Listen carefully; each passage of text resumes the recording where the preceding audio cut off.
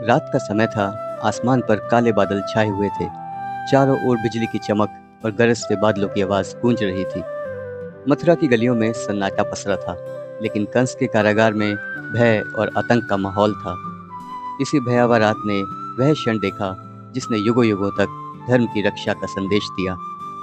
भगवान विष्णु का अवतार, श्री कृष्ण का जन्म। मथुरा का राजा कंस अपनी क्रूरता और घमंड के लिए कुख्यात था। जब उसकी बहन देवकी का विवाह वसुदेव से हुआ तो पूरे नगर में हर्ष का वातावरण था। कंस स्वयं रथ पर बैठकर बहन को उसके पति के साथ विदा कर रहा था।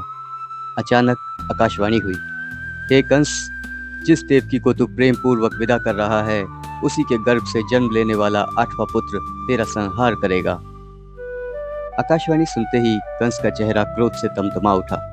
उसका हाथ तलवार की ओर बढ़ा और वह अपनी बहन को उसी क्षण मार डालना चाहता था। वसुदेव ने कंस के चरण पकड़ लिए। राजन, ये कैसा अन्याय? देवकी तुम्हारी बहन है।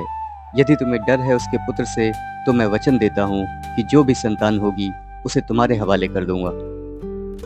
कंस ने वसुदेव की प्रार्थना स्वीकार की, लेकिन देवकी और वसुदेव को कारागार में डाल दिया। समय बीतता गया और देवकी ने एक एक करके 6 पुत्रों को जन्म दिया। हर बार कंस निर्दयता से नवजात शिशु को उनके हाथों से छीनकर पत्थर पर पटक देता। कारागार के उस अंधेरे में हर बार देवकी की चीखें गूंजती और वसुदेव के आंसू मौन साक्षी बनते। जब देवकी 7वीं बार गर्भवती हुई तो देवताओं की योजना से योगमाया ने चमत्कार किया। भ्रूण को देवकी के गर्भ से लेकर वसुदेव की दूसरी पत्नी रोहिणी के गर्भ में स्थानांतरित कर दिया गया। रोहिणी गोकुल में निवास कर रही थी और वहीं बलराम का जन्म हुआ। कंस को लगा कि देवकी का गर्भपात हो गया है और वह निश्चिंत हो गया। समय बीता और देवकी 8वीं बार गर्भवती हुई। पूरा कारागार अद्भुत आभा से भर उठा। देवकी और वसुदेव को बार बार स्वप्न में भगवान विष्णु का दिव्य स्वर सुनाई देता। भयभीत मत हो, मैं स्वयं तुम्हारे पुत्र रूप में अवतरित होऊंगा। धर्म की स्थापना और अधर्म के विनाश हेतु यह अवतार होगा।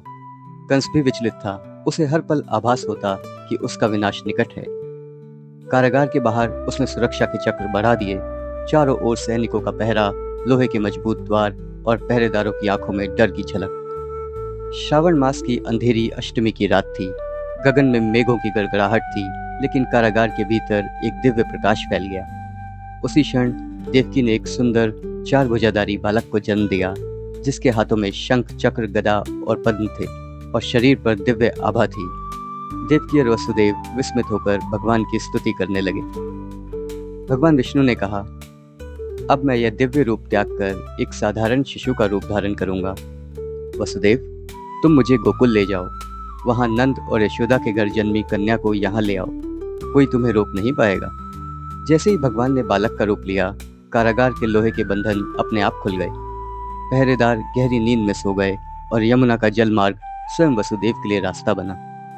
वसुदेव ने बालक को टोकरी में रखा और सिर पर उठाकर यमुना की ओर चल पड़े। बाहर घोर वर्षा हो रही थी, लेकिन नागराज शेषनाग प्रकट हुए और अपने फन से बालक की रक्षा करने लगे। यमुना का जल मार्ग अचानक शांत हो गया और वसुदेव सुरक्षित गोकुल पहुंच गए। नंद बाबा के घर उसी रात यशोदा ने एक कन्या को जन्म दिया था। वसुदेव ने बालक को वहां छोड़कर कन्या को उठाया और मथुरा लौट आए। जैसे ही कंस को खबर मिली, उसने उस कन्या को भी पत्थर पर पटक कर मारने की कोशिश की, लेकिन वह कन्या, जो कि योगमाया थी, आसमान में उड़ गई और बोली, हे कंस, तेरा संहारक जन्म ले चुका है, लेकिन वह गोकुल में पल रहा है।